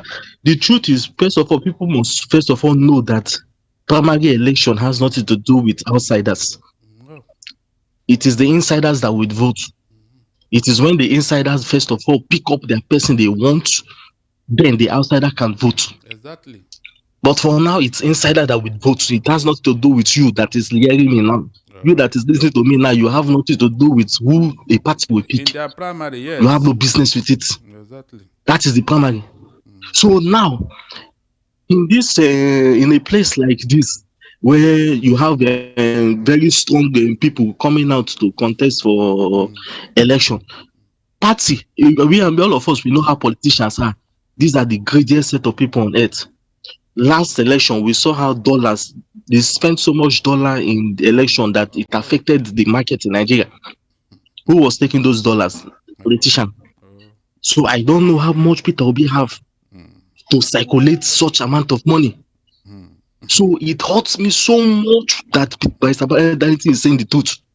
Because if I am to deal with sentiment, I really wish I will be happy. Because the truth is that election. Hello, good evening. How are you? Hello, Sister Yes, good Esther. evening. How are you? Hello. I can hear you, sir. Go ahead, sir. Welcome. Yeah, this is Mr. Peter calling from Satellite Town. All right, Mr. Peter, please go ahead. All right.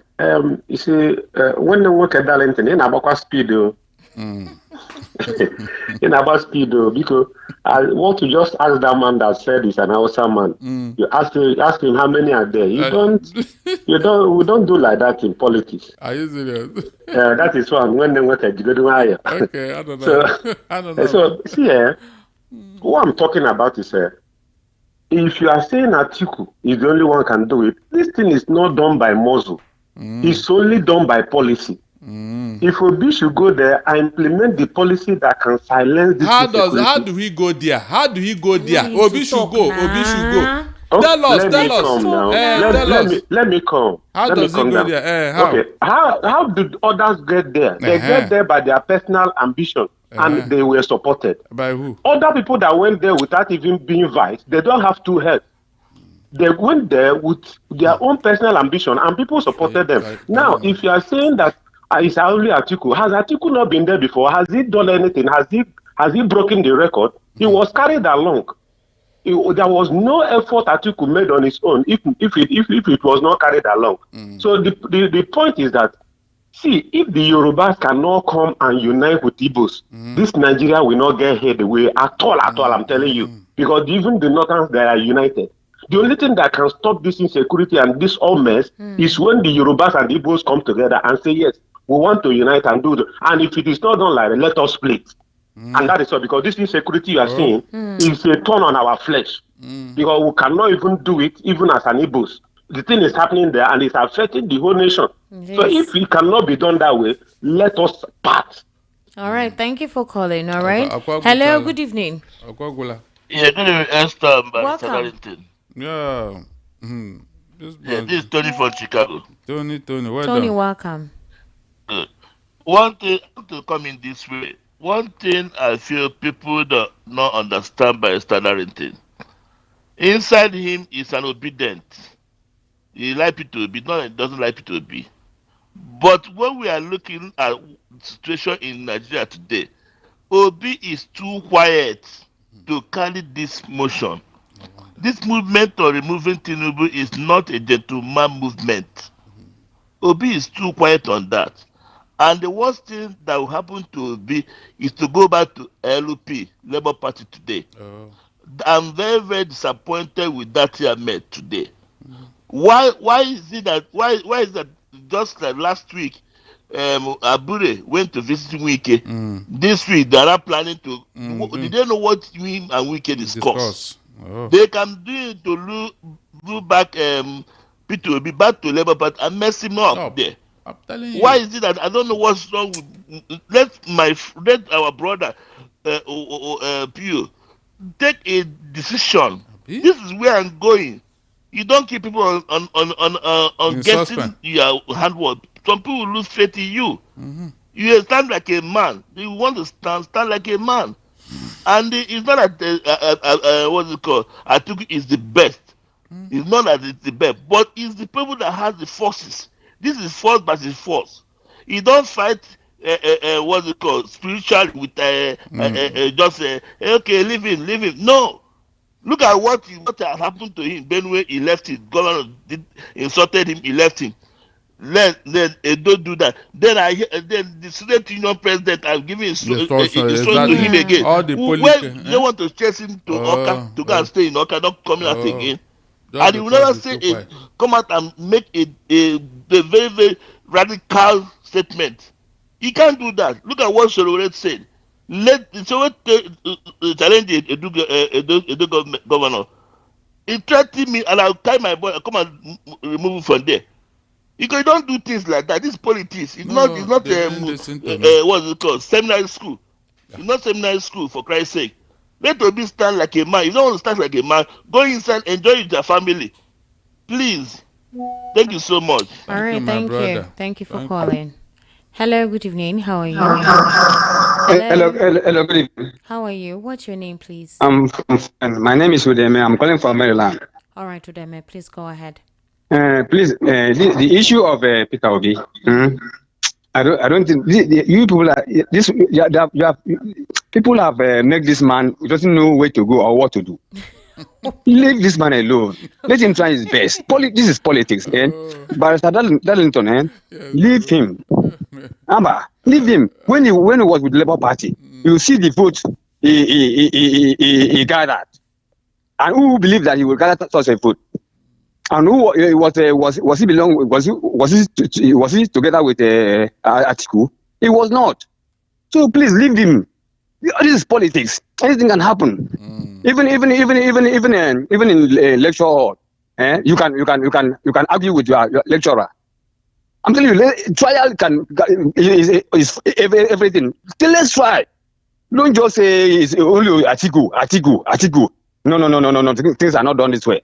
I know you are trying to protect the life of Peter Obi because of the way they are targeting him. Please leave him. Let Obi take the decision. He knows what to do. He's a politician and he's a learned man, highly learned. So leave him alone, please, Oga. Don't always condemn him. Don't always say without him. I know it's your brother that want to protect him. Fine, right, please leave him. Let him take his own decision. Okay, if he fail, he fail. Thank you. Okay. Hello, good evening. How are you? Hello. I've always told you guys turn off your. Hello, good evening. How are you? Hello. Hello. Good evening. Welcome. What's your name? I'm not hearing you, but if you can hear me. My name is Shobina calling from Edipo. All right. I reason with Barrister Darlington. This is not a gentleman thing. Obi in free and fair election, Obi can win it. Exactly. But I know what Barrister Darlington is talking about. Let Obi emerge with Atiku. Let Atiku and the Tinubu slug it out. Anyhow, Atiku is better than Tinubu. Let us try Atiku. We have tested Tinubu and know how he did. Let us try Atiku. Obi, please emerge with Atiku. That is what I want to say this day. All right. Thank you, my brother. Hello, good evening. How are you? Hello? Hello? Hello. Yes, good evening. How are you? I'm fine. Good evening, Esther. Good evening, sir. What's your name? Yeah, my name is Chooks, calling from United Kingdom. All right, Chooks, please go ahead. Good evening, Mr. Darlington. Thank you, my brother. Yeah, you see, I have a problem, Mr. Darlington, you pushing article. You see, the North have been doing this for a while, and it sounds like whenever the North comes, we start running. I mean, it's not mandatory that Obi must be a president. Obi should try himself. If it doesn't work, he have tried. He has his ambition. Why are you people trying to stop somebody's ambition? Who do that? I mean, I think you and your people are always saying Atiku is gonna be 84 years or 80-something years in the next cycle. How is that Obi's problem? Let leave Obi alone. We are here when 1983 when Ekweme was the vice president. What happened? When he's getting to the second tenure, they overthrew it. We knew how the Igbo surrendered the presidential ambition 1999. How long are we going to continue to do this? Just allow him to do his thing. If it doesn't work, let him come back home. I hate when people come here and start talking. We need to. Must we serve somebody? Must we be slave to these people to get there?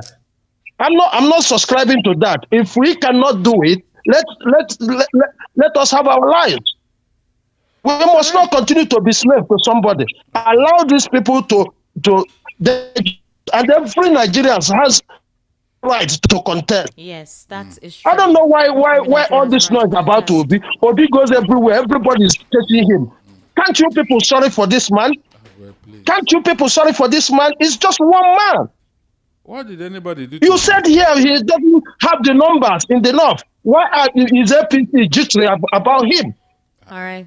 I mean, I don't like the way, especially as an Igbo man, you talk. Hey. You and I forgot the other man's name. Whenever you come on online, you start championing this. Okay. The next minute, the next thing you're gonna hear is the Igbos don't like themselves. It's people like you that causes this. Okay, it's okay. Thank you very much. Where are you calling from? Hello, US, from the UK. Okay. Hello. Please good evening, Esther. Come home. How are you? Good evening. I can hear you, sir. Welcome. What's your name? All right. I cannot hear you, but let me continue because I hope you can hear what I'm saying. Yeah, go ahead. Yeah. My name is Chooks from Adegula. All right, Chooks. What I want to say is that I hope two of them will be under Atiku and qualify for the election being the president coming to 2027. So let two of them go on primary. Then anybody that emerges as the winner, let the person be the flag bearer. Okay. There's not two ways about it. Deciding what will happen while we never see the test it should be somehow. So let two of them go on. All right. Let two of them go on the primary. Thank you very much. Good evening, Esther. If you want to cause panic, especially in the gathering of APC members, just shout Peter Obi. It's a political name that is above every other name in Nigeria. Peter Ibuneku from Oshodi. Esther and Barrister Darlington, good evening. Let Igbos and obedient followers stop deceiving Obi. Left for him alone, he will do the vice. So they should stop confusing him. Barrister Darlington is making a point. I concur with him. If Obi accepts the vice position, it will enable him run for 2 terms, and all these attacks on him will die down. Still, in the same Edo State, Polytech students have started their own assault on Obi. I have not seen any obedient follower respond to all of this, to all these attacks. Please, Igbos, let's allow him to get to the corridors of power to avoid had I known at last. Tony from Okota. No, leave them. Esther, thank you. Okay, thank you very much. Good evening, Esther. Remember Ezendibo in Ajao Estate and why he was incarcerated by the DSS for more than 2 years just because he said, I will invite peaceful IPOP to come and protect his business, Leo from Lagos. Edo State Governor explained what he meant by Peter Obi notify me when you're around. Please, Nigerians, let's accept his apology, Mr. Babu. Edo State Governor explained what he meant, Mr. Babu. Wow. Okay. ADC is in a fix for 2027. As an obedient, I will not even campaign for any presidential candidate for 2027 except Peter Obi. ADC needs Peter Obi more than Peter Obi needs ADC, my personal opinion. If the target is to remove Tinubu in 2027, by all means necessary, the ADC should send emissaries to GEJ to get him to enter the race to reclaim his short-lived mandate. Either way, they should find a southerner and throw the weight behind for their support behind him. Cure ED. According to Barrister Darlington. Good evening, Esther. No reasonable person will accept what the governor said about Peter Obi. At times, I personally don't know what was Peter Obi's offense to deserve all this threat to life. Peter Obi said it several times that since he contested for 2023 presidential election, I'm very well-meaning Nigerian to raise and totally condemn this act run from Satellite Town. Bonsoir, Esther Machikwan, Barrister Darlington, and Jenna Ojekalo from Benin Republic. Concerning what Edo governor said, that Peter Obi should not come to the Edo state, I love it. This has shown Nigeria is divided. Free Prophet Nnamdi Kanu. Alright, if Soludo or Ojekalo threatens Peter Obi, Barrister Darlington would become deaf and dumb. Barrister Darlington is more than tribalistic. He can't address simple problem without bringing tribe into it. If you conduct election now, Obi would win in Edo State. Barrister Darlington can never see that. What's your name? You didn't tell us your name. The usual No, there's no name to this person. Please always write your name. Good evening, Esther and Barrister Darlington. I am not surprised by Monday Okpebolo's outbursts and hatred. That's the foundation of OPC was formed. Igbos didn't tie people's hands not to work hard, so why the hatred? Mr. Okpebolo has admitted that his state is insecure, and I'm happy that Peter Obi even returned to the state after the threat. Esther, I need his number to take permission from him because I want to enter Edo State this Friday. From Chief Udo. Good evening, Esther and Barrister Darlington. You can't compare Peter Obi and Governor of Edo State. We don't have leaders. What we have is rulers with vampire heart. Lord, let your kingdom come in Nigeria. Ikuku from Jakonde. Esther, please ask Darlington what year he acquired his law first degree in Unilag. It's very important. Who is this? Who what? What? Who was? What? Esther did that improperly now. Well, I'm not going to kill me for this studio. That's bad. Hey, is that I should ask you? That what? What year did you acquire your law degree from University of Lagos? Who is asking that question? You know, write a name. Then I will not answer him. It's not necessary. All right. Imagine. What had that got to do with? Can you just imagine? Inkem is following. Inkem says, Esther, I beg you, please stop bringing Darlington to your station to discuss some sensitive issues because he has allowed politics to shadow his sense of reasoning and judgment from Inkem. Look, Esther, you see, I have always said it. The Bible says my people perish for lack of knowledge. Is that not true? Yes. This thing has been happening to us over the years and nobody has learned a lesson. Take a list of what has happened so far. When they threatened you in Lagos here, what did any obedient do? Did all of them not go and hide under their bed? The last election, local government election, all the places the boss are saying, was there any election there? Did anybody protest? I mean, ordinary protest? Nobody. They kept quiet. They went to go and hide. Governor Monday of Edo State, outside immunity should have arrested and dealt with constitutionally for making such a threat to full-blooded Nigerians with constitutional right to move freely and reside within any part of the country without interference. I doubt if same governor would make some statement to any influential persons from the northern zone. All right, let me go on to our YouTube channel. Yes, we have quite a lot of messages there. I have been reading WhatsApp. Okay, please, any message that is insulting, I won't read out to. No, please. I will read out to you. Please, Esther, read it for me. No, not to you particularly, no. but to anybody please, in general. If you don't read it, you have offended me. I mean, read it and let me reply them. No, not for you. But I mean, on YouTube, they can banter against each other. I'm not going to do that. Abidin, Darlington's lover. At one day, I agree to you. I just want you people to remember that both of our politicians, they understand themselves. They are just playing politics. If you see them together tomorrow, how will you feel? Wahid, okay. Wahid Ade, Darren Jones, we are having a conversation. Okay, like I said, this is the back and forth. All right, this is the back and forth. Lawrence Abidin, I know they give shishi and he has been donating millions of naira. Before you came to my state, you must inform me. If you don't, whatever you see, you take it. 2027 is loading. Wahid also says, Lawson Amadi, you people are always crying. Go and vote in your states. If not, that you guys like trouble everywhere you go. Madrago says those votes were not Labour Party votes. They are Peter Obi's votes. Abure is an APC agent, so Peter Obi should distance himself from Abure. Peter Obi has a mind of his own and will take a decision. Why? Okay, I'm not going to read out why it says. Darren Jones, the voice of the people is the voice of God. Wow. Daniel Ubong, good evening, Madam Esther and Barrister Darlington. You guys are doing a great job. Please let Obi go back to PDP. Daniel, you are coming from another. Hey, Daniel, you should go to PDP and Wike is still there. Wike is waiting for him. Well, Okay, this person says, Barrister Elvis, Esther, are you aware Abure's wife is a card carry member of the APC? Yeah, obviously. Okay. One says, okay, I'm going to read just thoughts. If ADC can't zone to the south, they should forget about it. This is Olubenga Ajadi. Ozo Obinwa says, Tinubu must go. Esther, know what you are doing. It's not funny. Ozo, Ogene. Fasha Deji Kolawole. Evening. If Obi fails to work with Atiku, I don't see how Obi alone can win against this evil APC. We all need to come together and support them, or we choose to continue suffering till 2031. It's our choice. Swill Nwa says, Dumebi and his likes are obviously the instrument of Tinubu. Barrister Darlington has said it all. Benjamin says, we need a better Nigeria, not about removing Tinubu. Atiku is not qualified more than Obi. Okay, Jessica says you must... These people, then they abuse each other for here. Okay, let me go to the...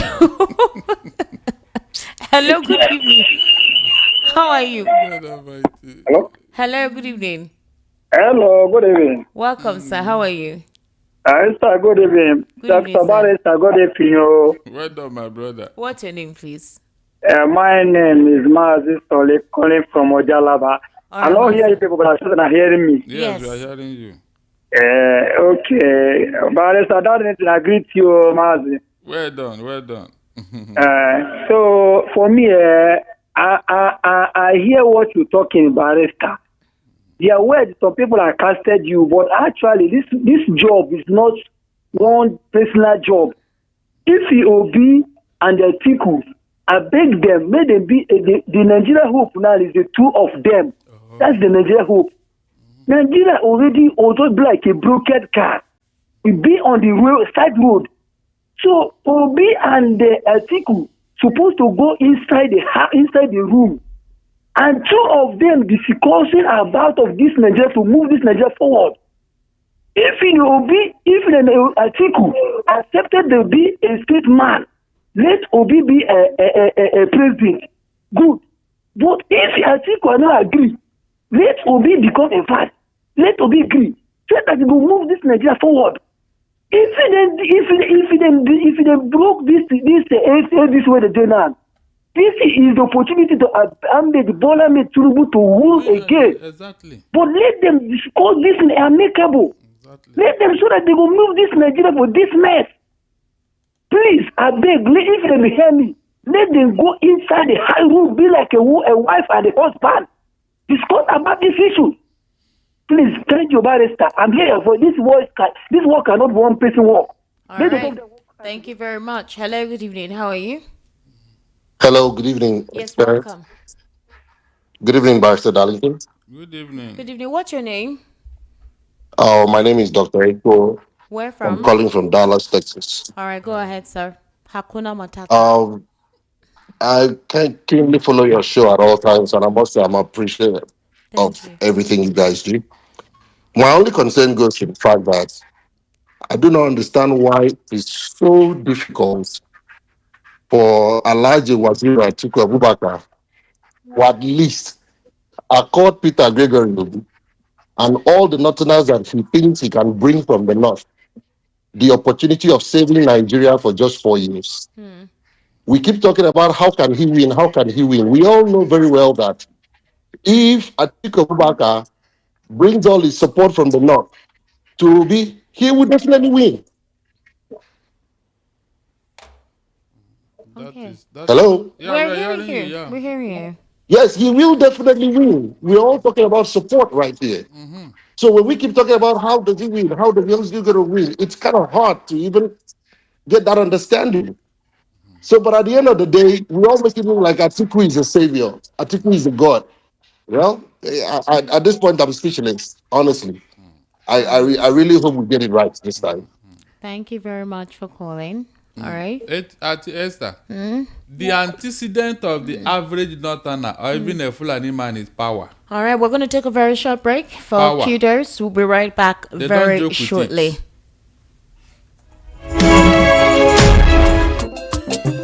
Kudos Homes Limited don't come with better. I pray say you go there among of people where I go congratulate they don't become landlord, landlady. Kudos Homes Limited make am easy for una make una get better land wey go build your own house with cool mind. Say time na everything. When we still get power, when we still get strength, make you use am do better thing. Na im make Kudos Homes Limited carry discount instant allocation promo come your domot. As you dey hear me, na this number you go zama 081 53 40 8218 081 53 40 82 18 081 53 40 82 18.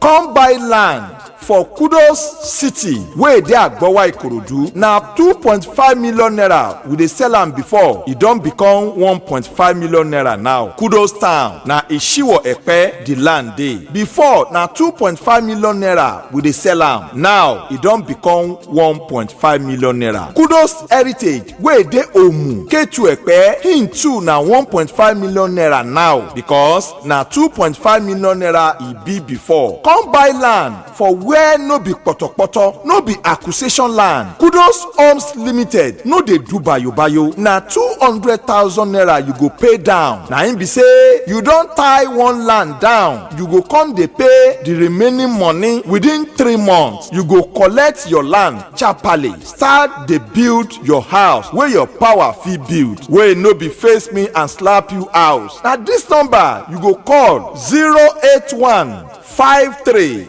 40 8218 081 53 40 82 18 081 53 40 82 18.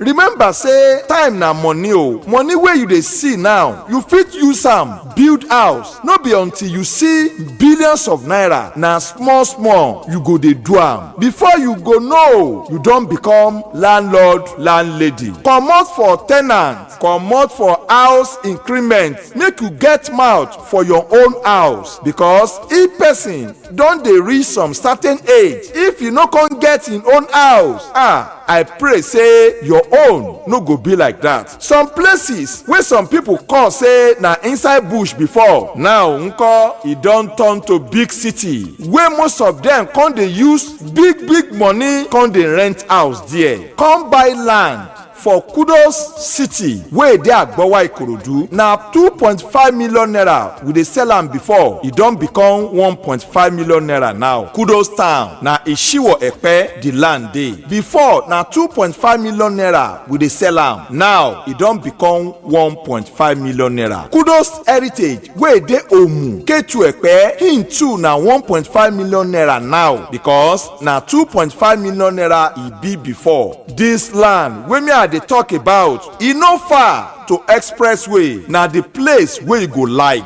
Kudos Homes Limited discount instant allocation promo, na your time to build your own house and become landlord landlady. Make you sef dey happy say you achieve something for this year. You wan go see the land before you go pay money. Na every Thursday and Saturday Kudos dey carry customer wey dey ready to buy land go to their site make you see am as e good. Na this number you go call 081 53 40 8218 081 53 40 8218 081 53 40 8218. Make you tell them say you wan follow them go see the land, make them leave space for you inside bus. Na free dem go carry you go and come back. Kudos Homes Limited office dey for number 171 Abule Odu bus stop, Egbeda Idimu Road, Egbeda, Lagos. With Kudos Homes Limited, na your time to build your own house.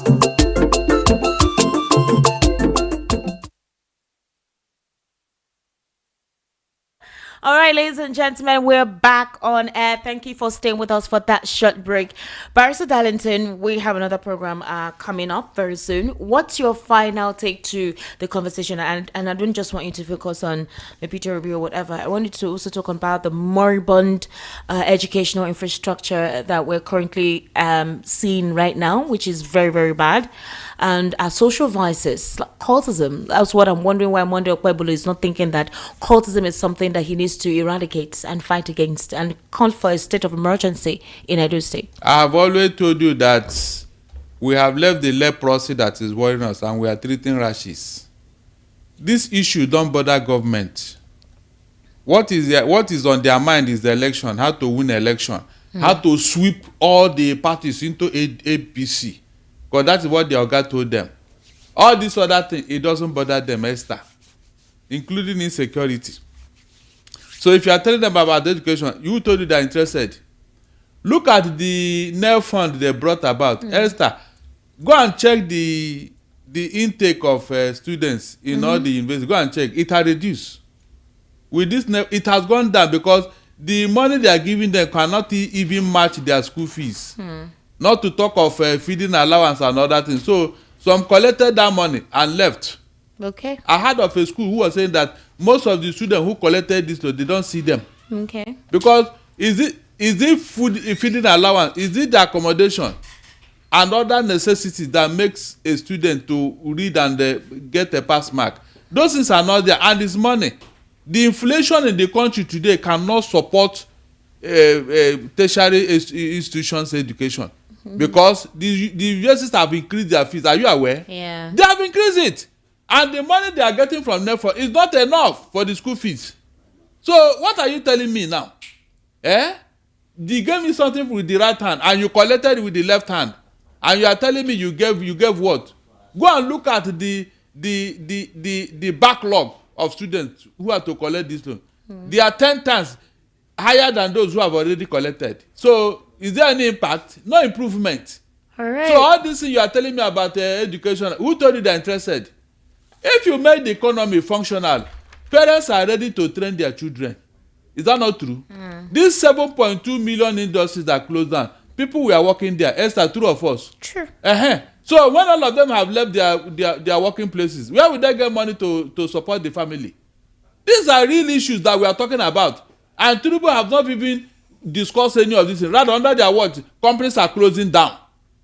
Companies are closing down, and they are clapping for him. All right, Barrister. Atiku is a businessman. He runs businesses, Esther. Okay. Yes, he runs businesses in the northeast. He's the biggest businessman there. He has factories that people are working on. Go and show me one factory Tinubu built where people are working. Show me one. Esther, show me one factory that Tinubu built that people are working. You can't even do that. You know the businesses Obi owns. Even they are pulling some of them down in Lagos here. So when you see people who can manage the economy, whenever I say you something, let's go to bank with it. All right. There is no other combination. Chijoke says a Channel TV presenter reportedly asked APC Edo State Chairman where the stampede took place after Peter Obi's visit, and the man couldn't say anything. All he said was that Edo people hate Peter Obi. That's a dangerous act of APC and been growing so high. But Mr. President has maintained unholy quietness. Yes. Kenneth Okonkwo said all the truth. It will be very chaotic if anything happens to Obi. Is this politics or what? These people feel Igbos are weak because none of them can try this with the Fulani. We